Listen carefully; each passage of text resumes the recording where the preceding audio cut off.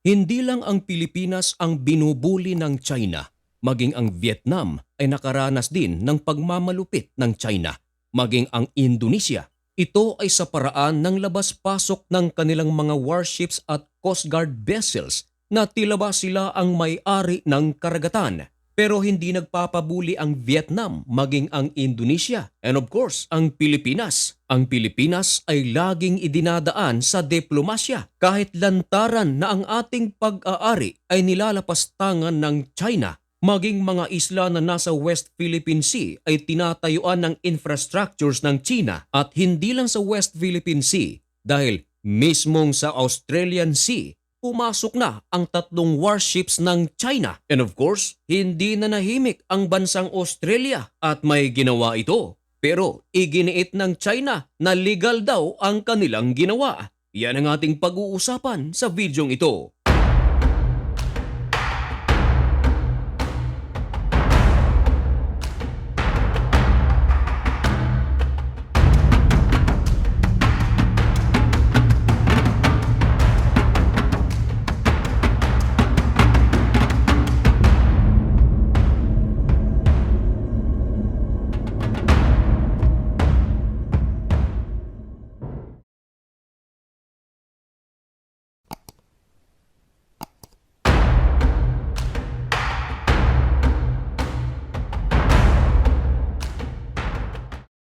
Maligayang pagbabalik mga kaibigan.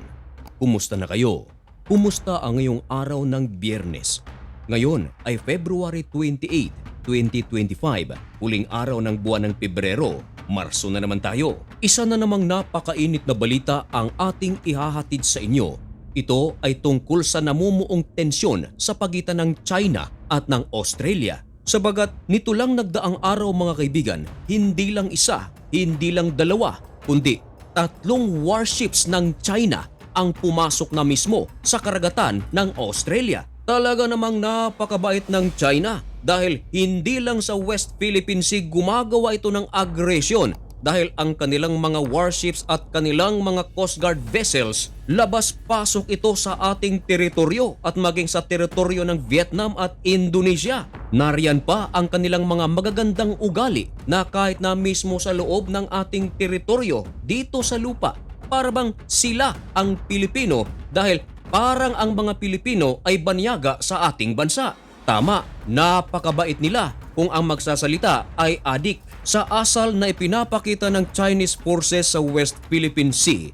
Kapwa nating mga mangingisda ay hindi malayang makapangisda dahil hinaharas sila nito. Maging ang ating mga Coast Guard vessels ay ginigit-git, hinahabol at binobomba ng tubig. At ito ay nangyayari sa loob ng ating teritoryo. At talagang ipinapakita ng mga incheck ang kanilang magandang pag-uugali. Dahil nitong nagdaang araw lamang mga kaibigan, mismo karagatan ng Australia, pinasok na ng warships nito. Ayon sa Anadolu Agency, ipinakita ng gobyerno ng Australia na talagang nag-react sila at hindi lang nag-react, talagang nagalit sila sa ginawa ng Chinese dahil hindi na raw nirespeto ng China ang kanilang karagatan. Kahapon lamang mga kaibigan, ibinalita at pinag-usapan ng iba't ibang news agency worldwide ang pagpasok ng tatlong warships ng China sa EEZ ng Australia. Pag sinabi nating EEZ or Exclusive Economic Zone, kinakailangan meron itong 22 kilometers or 13.6 miles mula sa lupain ng Australia hanggang sa dulo nito. Yan ay pag-aari ng Australia. Kung ika-convert ito sa milya mula sa coastline ng Australia, 13.6 miles hanggang 230 miles, ito ay pag-aari ng Australia.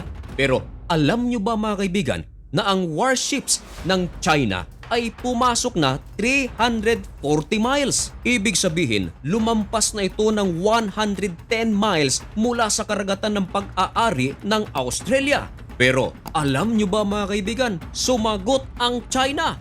Ayon sa China, legal daw ang kanilang ginawa. Nako, anong masasabi mo dyan mga kaibigan? Hindi raw lumalabag sa international law ang pagpasok ng tatlong warships ng China sa karagatan ng Australia. Tila nakahanap naman ng kakampi ang China mismo sa loob ng Australia dahil ang mga oposisyon ng gobyerno ng Australia ay nagsalita at kumampi sa China. Ayon sa kanila, wala raw paglabag na nagawa ang warships ng China. Kahit saan talaga ay may oposisyon. Mas tinira pa ng mga oposisyon ang kanilang gobyerno kaysa sa China. Ayon sa oposisyon ng Australia, mas malala pa raw ang ginagawa ng kanilang gobyerno dahil marami raw mga Australian vessels ang malayang naglalayag sa South China Sea. Ayon sa gobyerno ng Australia, napakalaking banta raw sa national security ng Australia ang ginagawa ng China. Lalong-lalo na sa nasabing karagatan na kung saan doon nakapasok ang warships ng China. Diyan dumadaan karamihan ng mga barko ng Australia na kung saan nagsasagawa ng trade sa iba't ibang panig ng mundo. Napakalaki raw ng possibility na maaaring may mga businessman na magpanik dahil sa mga warships ng China sa naturang lugar. Ayon naman sa China mga kaibigan, ang Australia ay wala raw silang karapatan sa South China Sea. Pero bakit malaya raw silang nakakapaglayag dito? Pero iba naman ang sinasabi ng mga eksperto sapagkat ang West Philippine Sea ay pag-aari ng Pilipinas at ang Pilipinas at Australia ay may magandang relasyon. Ibig sabihin, merong karapatan ang Pilipinas na papasukin ang Australia sa karagatan na kung saan ito ay pag-aari ng Pilipinas. Lalong-lalo na sa isinasagawang military exercise sa pagitan ng Australian Forces at Philippine Forces. At ganun din ang ginagawa ng gobyerno ng Estados Unidos at ng puwersa ng Pilipinas. Sapagat ayon sa China, wala ring karapatan ang Estados Unidos na maglayag sa South China Sea. Pero ganun pa man mga kaibigan, meron daw tayong freedom of navigation. Ibig sabihin, maaaring maglayag ang isang bansa o warship ng isang bansa sa kahit saang dako ng mundo basta't ito ay hindi lumalabag sa international law. Pero ang ginagawa raw ng China ay isang napakalaking paglabag sa international law. Lalong-lalo na sa West Philippine Sea na ito ay naipanalo na ng Pilipinas sa tribunal at ang pagpasok ng 3 warships ng China sa karagatan ng Australia.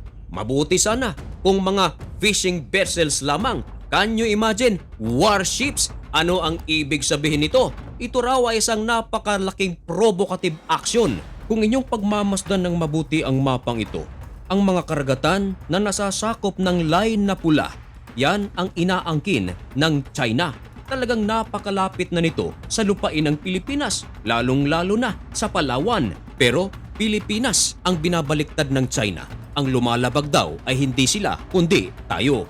At ganun din ang ginagawa ng China dahil sa ginawang pagpasok ng warship ng China sa Australia, ang mali raw dito ay ang Australia. Wala raw pagkakamali rito ang China.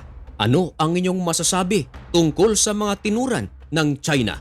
Ipaalam ang inyong mga komento dyan sa comment section at malugod ko po iyang babasahin. At antabayanan lamang ang mga pinakabagong kaganapan sa pagitan ng China-Pilipinas, China-Australia, Israel, Hamas at sa ibang panig ng mundo. Dito lang sa Usapang Banal. Kaya para maging updated ka, isubscribe mo na rin ang napakaliit nating channel na ito. At sa lahat ng aking mga mahal na kababayan dito sa Pilipinas at sa ibang panig ng mundo, mag-ingat po kayo. May God bless you and thank you so much for watching. Goodbye.